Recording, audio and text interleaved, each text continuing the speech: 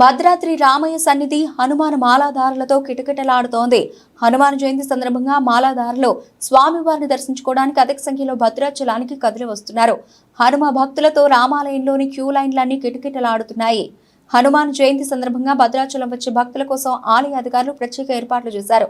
Queue లైన్లలో మంచినీటి సదుపాయం, ఉచిత దర్శనం, లడ్డు ప్రసాదాల కోసం 3 చోట్ల కౌంటర్లు ఏర్పాటు చేశారు.